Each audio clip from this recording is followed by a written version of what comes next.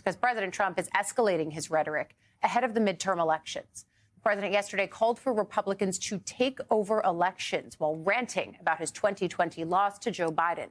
Trump made the comments during an interview with right-wing podcaster, also former FBI Deputy Director Dan Bongino. White House is said to oppose implementing the 25th Amendment. So Democrats today introducing a single article of impeachment accusing President Trump of, quote, inciting violence against the government of the United States. The charge right now reads in part, President Trump gravely endangered the security of the United States and its institutions of government. He therefore betrayed his trust as president. Something is happening in Washington that almost no one believed they would ever witness in their lifetime. Members of Congress, senators, representatives, even people who once supported the administration are stepping in front of cameras and publicly declaring that the current president is no longer fit to serve. Not behind closed doors, not through anonymous leaks, but openly, forcefully, and in full view of the American public.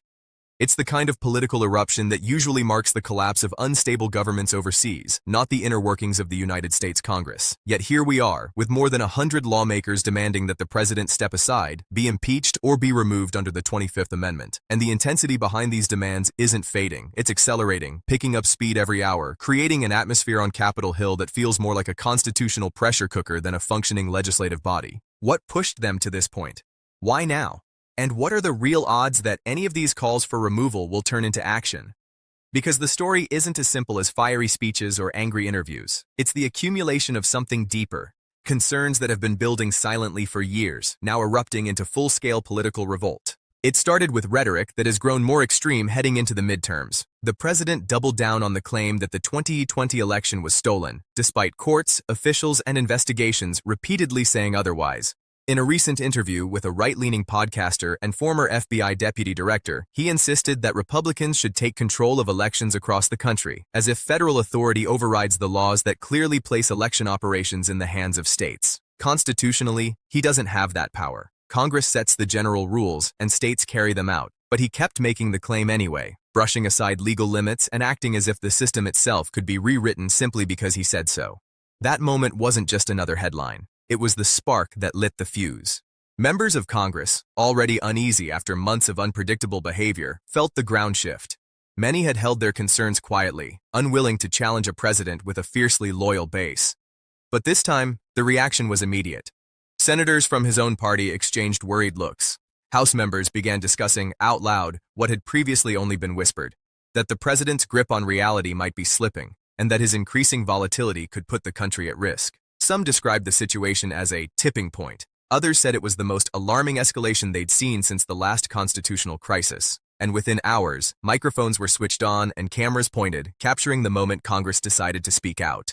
They didn't hold back. Calls for resignation, calls for impeachment, calls for invoking the 25th Amendment, and none of it came with hesitation. One senator said that the president's erratic behavior and obsession with fringe ideas posed a danger to national stability. Another said he was unpredictable, unprepared, and unable to carry out the basic responsibilities of the office.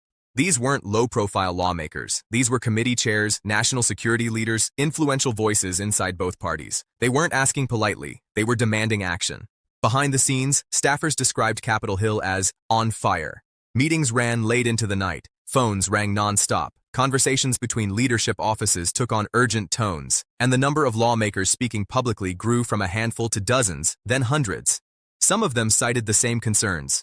Foreign policy decisions made impulsively, major operations handled without proper oversight, and a pattern of behavior that made them question whether the president fully grasped the weight of the decisions he was making. But one issue rose above the rest: the fixation with Greenland. It wasn't just that he wanted to buy the territory. The idea itself, while unusual, wasn't unheard of. Presidents and governments around the world have made territorial proposals before. What worried lawmakers was how deeply fixated he became. Reports surfaced that he discussed applying military pressure to Denmark if they refused. Then came the message to Norway's prime minister hinting that he was less inclined to pursue peace efforts because he didn't receive the Nobel Prize. Lawmakers described that moment as a flashing red light, a sign that decisions affecting national security were being guided not by strategy, but by personal frustration and ego. And then there was Venezuela. Reports circulated that the president authorized a covert operation there, potentially involving military resources, without informing Congress or following required briefings. Details were vague, but the implication was unmistakable. He might have bypassed constitutional procedures. Lawmakers from both parties saw that as a serious breach. The Constitution clearly states that Congress has authority over military actions. If the commander-in-chief was making moves without consent or notification, it signaled a potential breakdown in checks and balances.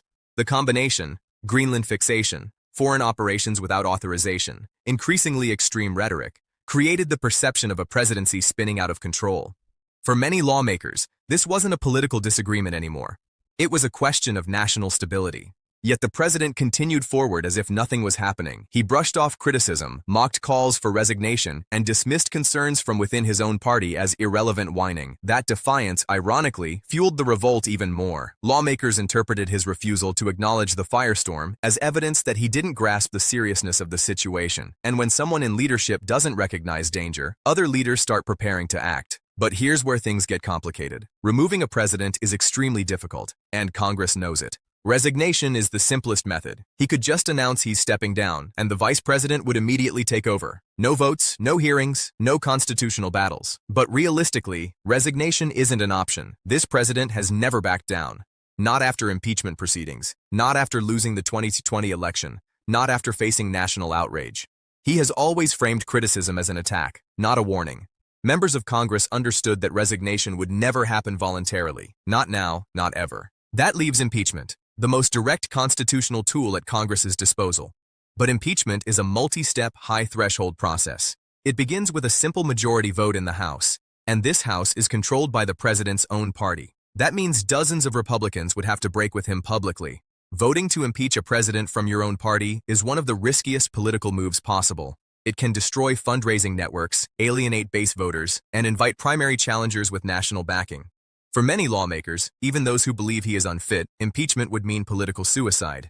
But here's the twist. Reports suggest more than 100 House members want him gone. If even a fraction of those are Republicans, impeachment becomes more possible than anyone expected. The question is whether those lawmakers will risk their careers for what they privately believe is the right course of action. History suggests most won't, unless something catastrophic forces their hand, which brings us to the 25th Amendment, the most dramatic option of all. Section 4 allows the vice president and the majority of the cabinet to declare the president unable to discharge the powers and duties of his office. If invoked, the vice president becomes acting president immediately, but the president can challenge the decision, and if he does, Congress must vote.